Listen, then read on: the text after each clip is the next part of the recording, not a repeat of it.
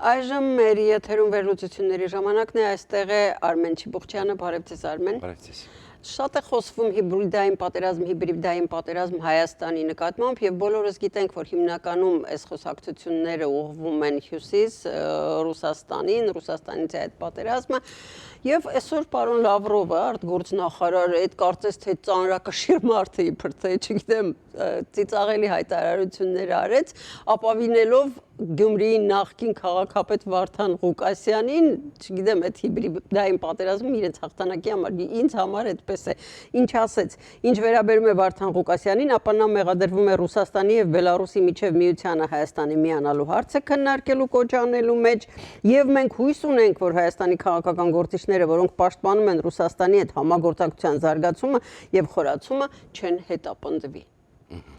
Տարօրինակ է ասեմ, ծիծաղելի է ասեմ։ Երկուստ չէ, տարօրինակ չէ։ Բայց որ այդպես կբարձրաձայնի, մտածեն մի քիչ, բայց տարօրինակ չէ, ծիծաղելի է, զավեշտալի է, բայց նաև վտանգավոր, եկեք խոստովանենք, որովհետև եթե Ձիաբուծարանի գլխավոր գեղեցկուհին ուրեմն գիտի Հայաստանում ինչ որ Վարդան Ղուկասյանի անուն, հա, պատկերացրեք, ասենք Լավրովը, որը զբաղվում է, տեսեք, իրենք այնտեղ Աֆրիկայում շահեր ունեն, Լատինական Ամերիկայում, Ասիայում, ասենք հիմա վստահաբար ասես, չգիտեմ, ինչ որ Էթիոպիայի ինչ որ քաղաքի քաղաքապետ ասա, հաստատ չի իմանա, էլի։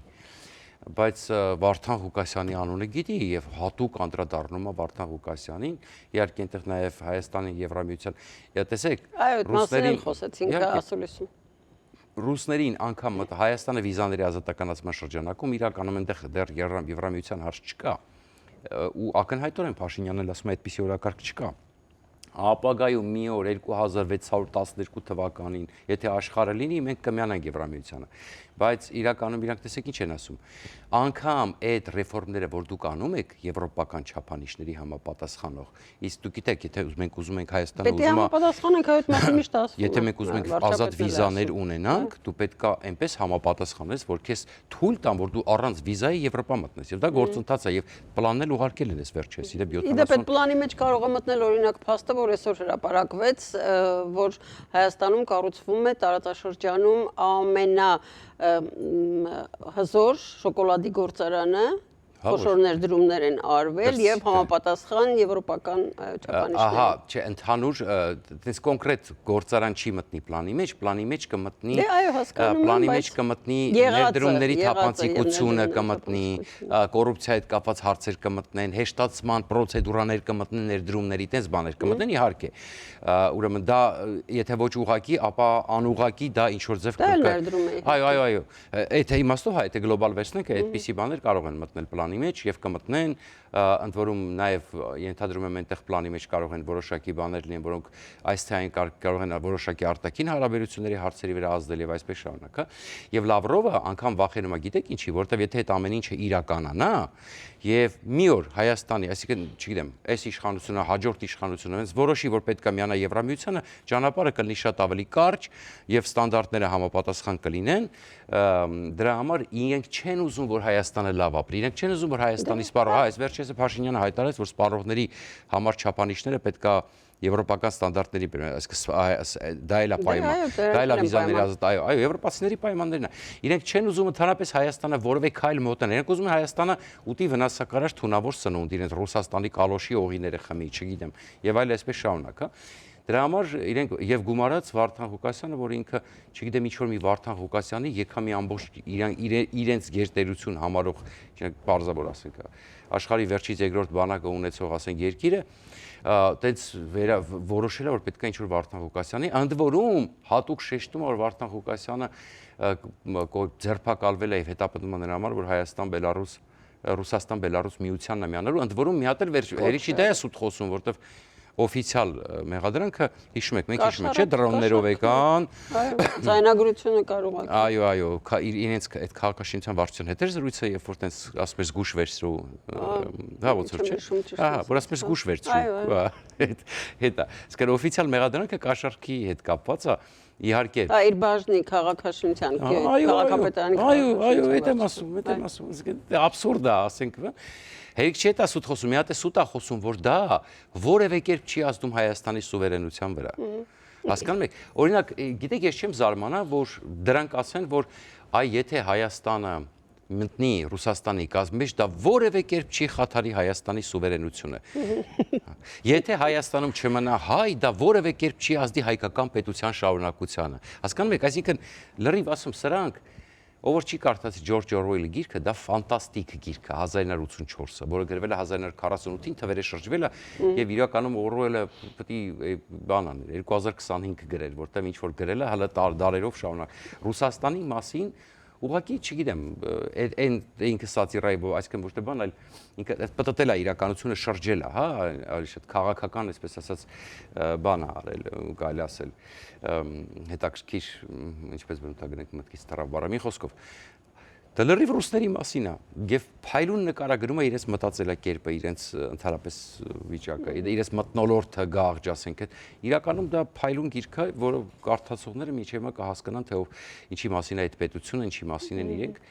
Ցավոք սրտի դա այդպես է։ Այդ պետությունը այսօր անհանգստացած է Վարդան Ղուկասյանով։ Իսկ մենք պիտի գնանք գովազդի, մի քիչ փորձենք անհանգստանալ կամ հակառակ։ Այո։ Գնում ենք գովազդի։ Քո տոնը սկսվում է այստեղ։ Cosmo Palace, ընտանեկան բոլոր միջոցառումների իրական կենտրոն։ Վայր, որտեղ հայկական ջերմությունը միահյուսվում է եվրոպական շքեղությանն ու նրբագեղությանը։ Հայտնի եւ սիրված երգիչ-երգչուհիներ, լավագույն շոումեններ, որոնք ձեր երեկոն կդարձնեն իսկապես անմոռանալի։ Համեղ եւ տարբերվող խոհանոցի ներդաշնակություն հարիր միայն բարձրակարգ ճաշակին։ Անզուգական սրահին կից Hookah Lounge Patio, լավագույն եւ ռոմանտիկ երեկոներ բաց երկնքի տակ։ Սա պարզապես ռեստորան չէ, սա Cosmo Palace-ն է։ Շարունակվում է վերլուծությունները ERTN-ի եթերում եւ անդրադառնանք փաստին, որ Հայաստանի արտաքին հետախուզության ղեկավար Քրիստինե Գրիգորյանը ներկայացրել է արտաքին հետախուզության զեկույցը եւ հետաքրքիր այնտեղ բացահայտումներ կարող են լինել, ով ինչպես մեզ վերաբերվում է արտաքին աշխարհում, մենք ինչպես ենք վերաբերվում, այսինքն կան, կարծես թե շատ մեծ նյութ է, ես օրինակ չհասցրեցի այսօր ծանոթանալ։ Չէ, ես ծանոթացա Հայաստան-Ադրբեջան հատված, աստիճանաբար ծանոթանում եմ որոշ բաներին։ Հայաստան-Ադրբեջան հատվածում, իդեպ ասեմ, հաճելիորեն զարմացած եմ, որտեղ սթափ գնահատականներ կան այնտեղ եւ բավականին աշխատանք է կատարվել նախորդ տարվա համեմատ լրջագույն առաջընթաց կա իրենց աշխատանքի մեջ, ես ասեմ, ես ամենայն դեպս հաճելիորեն զարմացած եմ, ուրեմն եւ այնտեղ շատ օբյեկտիվ գնահատված է Հայաստան-Ադրբեջան հարաբերությունները, բավականին օբյեկտիվ ասեմ այսպես։ Իհարկե այդ լավատեսությունից մի կողմ, որ խաղ այս հաջորդ տարի 26 թվականի կտրվածքով իրենք ասում են, որ պատերազմը գրեթե անհավանական է, չնայած ես այսօրվա աշխարհի Տրամպի այս քաղաքականության, որ հեսա Եվրոպան է Տրամպի հետ արդեն պատերազմի պատրաստվում, որովե պատերազմ չի բացառիկ կամ անհավանական չի համարի, ամեն դեպքում պետք է մի քիչ ձևակերպել։ Բայց շփիտով եք ասում։ Չէ, նկատի ունեմ, դե մի քիչ սարկազմ կա իմ ասացի մեջ, հասկանում եք, դուք տեսնում եք ինչա կատարվում, ասենք, ամեն առավոտ արդանում ես, չգիտես Տրամփը ինչ նոր բան ա արել, չէ՞, թե ուրախացած կա։ Մի տարին այսօր լրացավ, չէ՞։ Այսօր քանիսն է 20։ Պաշտոնավար մանանցի 20-ը, այո։ 20-ը, հունվարի 20-ը, հենց հունվարի 20-ը։ Տենց ուրախ ա անցնում ամեն մի տարին, ուզում ասեմ, չգիտես վաղը ինչ կկատարվի, ոնց կլինի, դա էլի։ Ուզում ասեմ, ինքան անկանխատեսելի աշխարհում ենք ապրում, որ իրոք չի կարելի ոչ մի բան բացառել, բայց հեռանկարում, այսինքն ավելի հեռանկարում հետաքրքիր գնահատականներ ա տվել, օրինակ ուսումնասիրել են ադրբեջանական Ալի Պրոալիևի մեդիայի վարքագիծը արևմտյան Ադրբեջանի մասով 138, եթե չեմ սխալվում, հոդված են, եթե չեմ սխալվում, ուսումնասիրել մինչև օգոստոսի 8-ը եւ 138, չէ, կներեք, 138 առաջ 130 օր հետ 8 օր հետո ոնց հավասար բաժանել են եւ ինչ են ողրզել, որ խաղաղության պայմանագրի կնքումից հետո Ադրբեջանում ուրեմն 36%-ով ավելի են սկսել զարգացնել արևմտյան Ադրբեջանի թեման։ Սա շատ կարևոր արձանագրում է, այսինքն սա ինչ որ մենք այստեղ ասել ենք, զգուշացրել ենք Քրիստինե Գրիգորյանը ի պատիվ իրեն օբյեկտիվորեն ներկայացրել է, այսինքն ինքը ոչ թե գնացել է ավելի շատ քաղաքական հայտարարությունների, նախընտրական հայտարարությունների հետևից, գնացել է ճշմարտության հետևից, կոպիտ ասած։ Եվ զգուշացնում է հետևյալ մի բան, որ արևմտյան Ադրբեջանը կարծես թե դառնում է ազգային նոր գաղափարախոսություն, կոնֆլիկտը Արցախից տեղափոխելու Հայաստանի վրա։ Սա այն էր, ինչ որ ասում ենք, որ Ադրբեջան պետության գոյությունը Հայաստան պետության չգոյության վրա է հիմնված։ Այսինքն ադրբեջանցիները մեծանում են, իրենց ասում են, որ տես, քո կյանքի իմաստը այն է, որ դու գնաս հայի կենսագրությունը, հայի բեքգրաունդը, հայի պատմությունը գողանաս, որ դու իմանաս, որ դու հին ազգ ես։ Կապ չունի, որ դա այդպես չի։ Կապ չունի, որ դա սուտ է։ Բայց եթե մենք դա չանենք, մենք կարող ենք մի օր էլի, որովհետև հիշում եք, Հեյդար Ալիևը մի հատ հայտնի ելույթ ունի, Հեյդար Ալիևը։ Հայրը, այո, հայրը, որը ասում էր, որ մենք չգիտենք մենք ով ենք։ Մենք պետք է հասկանանք մենք ով ենք։ Մենք որտե մեր անունը 36 թվականին է տրվել, հասկանում եք, իրանք այդ խնդիրը ունեն։ Դե Պորկին էլ է գնացել Դավոս ներողություն, Հեյդար Ալիևը ծրվել է Դավոսում, արդեն առաջ է մղում։ Այսօր չենք հասնի, բայց դե կարևոր է, այո։ Ես շատ ցավում եմ, որ մեր տուրիստն է գնացել, այսինքն ոչ թե Փաշինյանը պետք է լիներ Դավոսում, ցավոք սրտի ինքը չի գնացել։ Ուրեմն, այստեղ խնդիրը հետևյալն է, որ Քրիստինե Գրիգորյանը նաև նշում է, որ շատ մտահոգիչ են ռազմական ծախսերի աճը եւ ելի ուսումնասիրություն են արել, իդեպ հետաքրքրական բրեի տնտեսության մանր գովելի է, ասեմ ձեզ, լավ աշխատանքը գնահատում եմ։ Ուրեմն ինչ է բարձել, որ 23 թվականից հետո, երբ որ Արցախը վերցրել է Ադրբեջանը, 44%-ով ավելացրել են պետական ռազմական բյուջեն։ Այսինքն, պատկերացնում եք 40 համարյա 50%-ով ռազմական բյուջեն, այն դեպքում որ իրենց հարցերը լուծել են։ Իսկ այս մասին դուք գիտեք, ես այստեղ անդադ մտահոգություն էի հայտնում, չնայած այսպես բազմաթիվ քննադատությանը մարդիկ ուզում են որ մեզ հաճելի բաներ ասեն, բայց ես ասում եմ ճշմարտությունը, ինչը այսօր Ալիևն էր այսօր հաճելի բաներ ասում Դավոսում։ Այդ հատուկ է ասում, իհարկե գնացել այնտեղ, ինքը գիտի ինքը ինչ է անում, իդեպ էլ գիտեք ինչի համար է ամենակարևորը։ Ուրեմն Հաջիևը կներեք արտգործնախարար մոռացանն Բայրամովը խոսել է Ռուբիոյի հետ, ուրեմն մի քանի աշաբաթ առաջ Ալիևը հարցազրույց է տալիս եւ ասում է իսկ ինչի մեր վրայից չեն հանում 907-րդ լրացում, իսկ հիշում եք երբ որ աղմուկ ընկավ ես ասի դեռ չեն հանել 907-րդ լրացումը եւ իրենք ամերիկացիները շատ լավ հասկանում են Ադրբեջանի նպատակները, այստեղ մենք աշխատանք եւ դեռ չի հրավիրվել խաղաղության խորհրդին։ Այո, դեռ իբիցիալուց չի հրավիրվել խաղաղության խորհրդի, չնայած ահա, չնայած հայկական որոշ ինչ-որ բաներ գրում են որ Ալիևն էլ է հրավիրվել, բայց դեռ չի հրավիրվել, եկեք ֆիքսենք որ այս որ մենք զրուցում ենք, Ալիևը չի հրավիրվել դեռ։ Ուրեմն, ինչ է կատարվում, իրենք ասում են հանեք 907-րդ լրացումը, որ մենք ուզում ենք ձեր հետ պաշտպանական համագործակցություն կնքենք։ Միաժամանակ իրենք Չինաստանի հետ ռազմական գործարաններ են դնում Ադրբեջանում եւ զենք են գնում Չինաստանից, մեծ քանակությամբ եւ ամենավտանգավոր զենքերն են գնում Չինաստանից, հա։ Եվ ինչ է ասում, հիմա Ալիևը այն օրակարգը տարավ, ասեց ինչի ենք մենք թույլ տալիս ասեց օրինակի համար մենք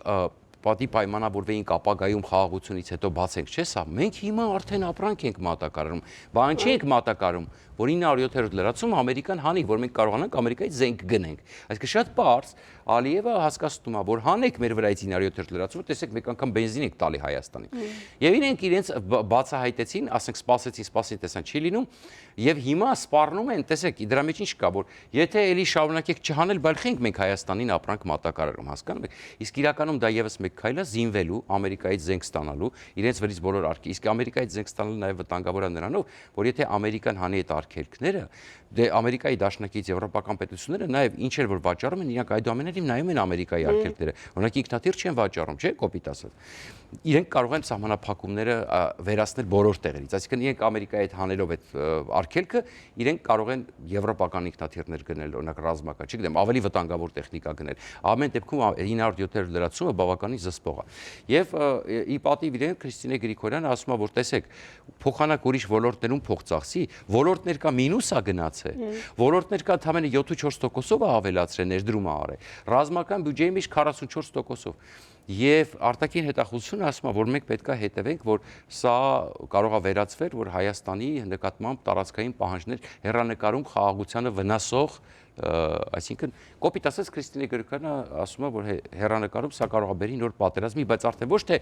Արցախի հարցով, այլ Հայաստանի հանդեպ տարածքային նկարտումներ ունենալու պահով։ Նորից գովելի է, ես ուրախ եմ, որ սթափ դատողություն կա եւ աշխատում են եւ իրենք օբյեկտիվ են անկախ քաղաքական կոնյունկտուրայից, քաղաքական ուժերից, տրամադրություններից, իրենք իրենց աշխատանքը կատարել են։ Ես չեմ ուզում շատ խիստ գնահատեմ, որտեվ երկրորդ տարին է, ամեն դեպքում, հա, աճելու տեղ դեռ կա, այո, նոր կառույց է, բայց ասեմ ձեզ, նորից ամփոփելով ասեմ, անցած տարվա զեկույցի համեմատ իմ տպավորությամբ ահռելի առաջընթաց է, ավելի խորը ուսումնասիրությունները, ավելի սթափ գնահատականները։ Կարդալու հնարավորություն կա համացանցում։ Այո։ Խնդրեմ։ Հարգելի հեռուստադիտողներ, իսկ այսօր մեր ժամանակը սպառվեց, ցտեսություն, հանդիպելու ենք վաղը։ Հաջողություն։ ARTN լուրերի հովանավորն է FIBI ընկերությունը։